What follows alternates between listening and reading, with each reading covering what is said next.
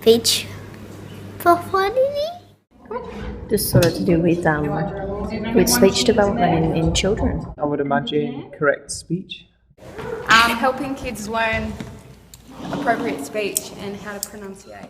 You do seem to work with kids, and when I've asked friends and peers, what does a speech pathologist do? They tend to sort of answer, we help kids speak.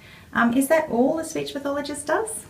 Well, I was just telling someone, actually, some of my clients don't speak at all. So actually, I don't think saying a speech pathologist helps people speak is a very accurate description. I see my role more as assisting the client and the people around them to be more effective communicators.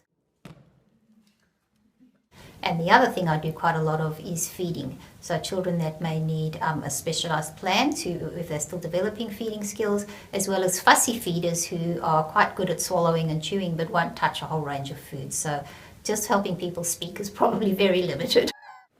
Speech pathologists then assist people in a range of different areas. These areas include speech, helping someone who slurs, for example, as the result of a stroke.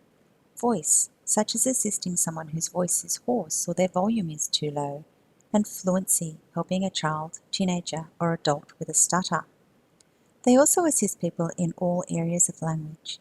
This can include social communication skills, comprehension of language, as well as expressing language, such as how we put sentences together. This also includes reading and writing skills. Swallowing, including assisting someone who has difficulty swallowing, or mealtime management due to the effects of dementia, for example. The speech pathologist may also help with multimodal communication, for example, showing someone how to use assistive technology. What does a speech pathologist do, Miles?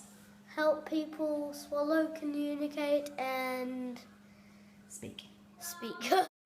This scope of practice for the speech pathology field is guided by a set of standards produced by Speech Pathology Australia. Called Competency-Based Occupational Standards for Speech Pathologists, these standards also provide the framework for how clients should be provided with treatment when accessing a service. On referral, the client's needs are assessed using a range of different tools. This assessment is analysed and further information may be sought to create a diagnosis. These results are then used to devise and implement a treatment plan. In every step of this process, the best clinical and scientific evidence is used, and more importantly, the client and their family is consulted and the plan devised in collaboration with them. You're never working with someone in isolation. You can spend every day of your life with your speech pathologist, and it does nothing if the things that need to change are actually what happens when you wake up in the morning, when you get your morning tea, when you need to have a bath, all of those sorts of things. That's where the genuine need for communication occurs, and that's where change is going to happen. This holistic approach is part of an overarching philosophy adopted by speech pathologists called the International Classification of Functioning, Disability and Health, or ICF, from the World Health Organization.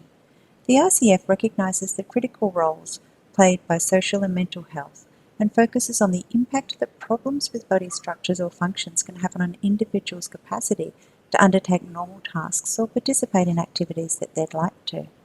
Based on more about how the child gets on in the community and what are their needs, what are the things they need to achieve, rather than you need speech therapy or speech pathology. It might be, I need to be able to communicate with my peers, I want to develop friendships, I need to be able to express my needs and wants, I need to be able to eat and swallow safely. Speech pathologists are also bound by a code of ethics that outlines principles such as beneficence, truth, fairness, autonomy and professional integrity, as well as duties towards clients like giving accurate, timely information, seeking consent, honouring confidentiality, and ensuring relationships are never used for personal gain. The Code of Ethics, together with the competency-based standards, also provides guidance around professionalism within the industry, duties to employers, to the profession and to colleagues. One area specified in the CBS is to ensure that each professional keeps on learning. Speech Pathology Australia also has a professional self-regulation scheme, and that requires all of us to keep up with the latest developments. Picture pottery. These standards ensure that each client accessing speech pathology services will receive effective, evidence-based and holistic care.